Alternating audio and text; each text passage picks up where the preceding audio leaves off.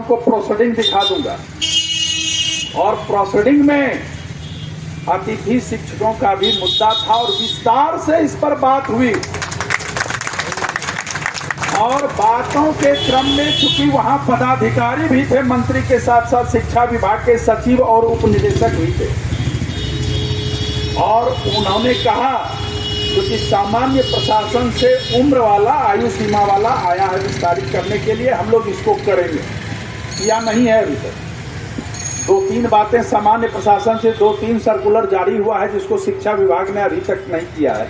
एक probation period वाला, एक आप लोगों का जो सभी संविदा कर्मियों या जो भी हैं उनकी जो आयु सीमा है उनके बढ़ाने के लिए, लेकिन उस प्रोसीडिंग में दर्ज है और जब प्रोसीडिंग में दर्ज हो गया है तो समय जो लगेगा। साथियों, मैं यही कहना चाहता हूं, जब आप कोई बड़ी लड़ाई लड़ने चलते हैं, किसी व्यवस्था से लड़ने चलते हैं, सरकार एक व्यवस्था है, आप कभी भूलेंगे नहीं, सरकार एक व्यवस्था है। आप जिस विद्यालय में कार्यरत थे उन्हीं विद्यालय के शिक्षकों की क्या स्थिति, स्थानांतरण के नाम पर हो, परीक्षा के नाम पर हो, आप देख ही रहे हैं, 10 बजे से 4 बजे के नाम पर हो, सारी दुर्गति आप लोग भी भोगे हैं और ये लोग भी भोगे हैं। एक अपर मुख्य सचिव आए थे, उनका कार्यकाल आप लोग झेल चुके हैं, चाहे अतिथि शिक्षक हो कि नियमित शिक्षक हो, लेकिन आप ही लोगों के समूह की लड़ाई, आप ही लोगों की मनोभावना, शिक्षकों की दर्द और पीड़ा को ही आखिर सरकार संज्ञान में आज न कल लेगी और लेना पड़ेगा, क्योंकि हम लोग उसी कोटे से निर्वाचित होकर के विधान परिषद में आते हैं। आज एक भाई साहब फोन किए थे, माफ कीजिएगा, नंबर मेरे पास होगा, उन्होंने कहा कि मैं कुछ स्पष्ट बोलना चाहता हूं इस मामलों में, तकलीफ हो आपको, बड़ी अच्छा, वो तकलीफ आपकी है, मेरी नहीं है, आप 2 गाली दे देंगे तो। नेतृत्व के साथियों और धरना स्थल पर बैठे हुए हमारे शिक्षक भाइयों और शिक्षिका बहनें, सबसे पहले तो मैं बिहार राज्य विश्वविद्यालय शिक्षक महासंघ के महासचिव होने के नाते आपके इस संघर्ष का समर्थन करता हूं। साथियों, भाई संजीव जी हमारे विस्तार से सारी बातें कही, हम आपके सवाल, आपकी मांग की बारीकियों को समझता भी और वह समझते हुए मैं आपको आश्वस्त करता हूं कि आप लड़ रहे हैं, संघर्ष पर हैं, सफलता निश्चित मिलेगी। इसके कई आधार हैं जिसकी चर्चा आपके संबोधन के क्रम में नेतृत्व के साथियों ने भी कहा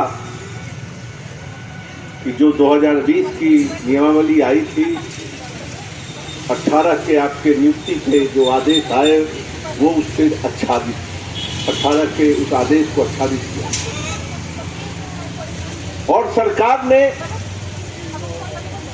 आपके सेवा को संरक्षित करने का निर्णय लिया। ये एक बड़ा आधार है।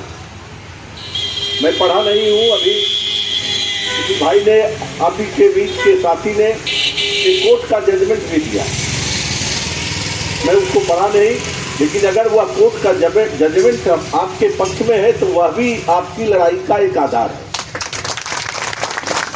और धरना स्थल पर बैठे हुए हमारे शिक्षक भाइयों और शिक्षिका बहनें, सबसे पहले तो मैं बिहार राज्य विश्वविद्यालय शिक्षक महासंघ के महासचिव होने के नाते आपके इस संघर्ष का समर्थन करता हूं। साथियों, भाई संजीव जी हमारे विस्तार से सारी बातें कही, हम आपके सवाल, आपकी मांग की बारीकियों को समझता भी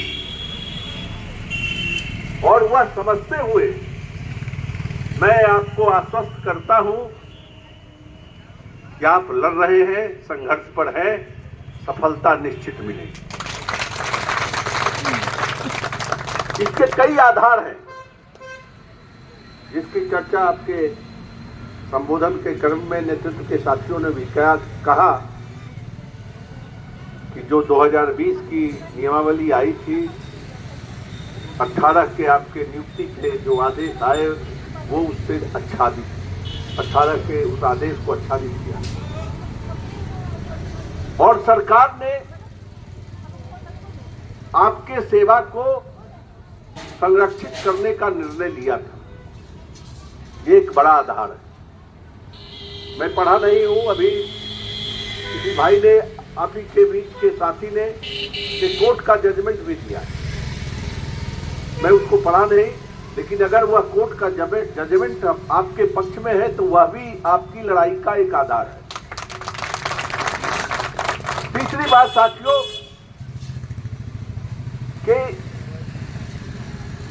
चूंकि बिहार में या अन्य प्रदेशों में अतिथि शिक्षक की परिकल्पना बहुत बाद में की गई।